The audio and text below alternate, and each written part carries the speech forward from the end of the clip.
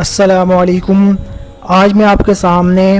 हजर अस्वद के बारे में एक ऐसी हदीस बयान करने लगा हूँ जिसको सुनकर आप लोग दंग रह जाएंगे कि नबी करीम सल्लल्लाहु अलैहि वसल्लम ने उस हदीस में हजर अस्वद को इस्तेलाम करने वाले शख्स की फजीलत को बयान किया है कि यानी उसका कितना सवाब है और उसका कितना अजर है कि उसका इंसान को क़यामत के दिन क्या फ़ायदा होगा। नबी करीम सल्लल्लाहु अलैहि वसल्लम ने एक हदीस में इसको बयान किया है। तो बिला तख़ीर मैं हदीस आपको सुनाता हूँ। हदीस के अरबी अल्फाज ये हैं, अन इब्न अब्बास रज़ियल्लाहु अन्हुमा क़ाल क़ाल रसूलुल्लाह सल्लल्लाहु अलैहि वसल्लम वल्लाहि लयबअथन्नहुल्लाहु यौमल क़ियामह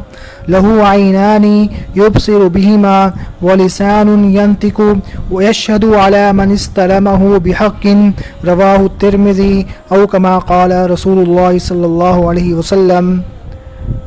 हज़रत इब्न अब्बास रज़ियल्लाहु अन्हु से रवायत है कि जनाब नबी करीम सल्लल्लाहु अलैहि वसल्लम ने इरशाद फरमाया कि अल्लाह की कसम कि अल्लाह ताला क़यामत के दिन हजर अस्वद को इस हाल में उठाएंगे कि इसकी दो आँखें होंगी जिन दो आँखों से ये देखेगा और इसकी एक ज़ुबान होगी जिससे ये बोलेगा और हर उस शख्स के बारे में गवाही देगा जिसने इसको हक़ के साथ इस्तेलाम किया होगा। यानी जिस शख्स ने भी हजर अस्वद को इस्तेलाम किया हो बिहक़्क़िन हक़ के साथ होने का मतलब यह है सवाब की नीयत से और अजर की नीयत से। तो क़यामत के दिन अल्लाह ताला के सामने हजर अस्वद गवाही देगा कि अल्लाह इसने जो है मुझे बोसा दिया था और मुझे जो है इस्तेलाम। अब अगर किसी के जहन में ये बात आती है, कोई अकल परस्त जो सिर्फ अकल ही के मुताबिक हर बात को जांचते हैं, तो अगर कोई ये कहता है ये कैसे मुमकिन है कि एक गैर जानदार चीज़ यानी पत्थर उसकी आंखें हो जाएं और उसकी जो है उसको ज़ुबान मिल जाए और वो बोलने लगे और देखने लगे, तो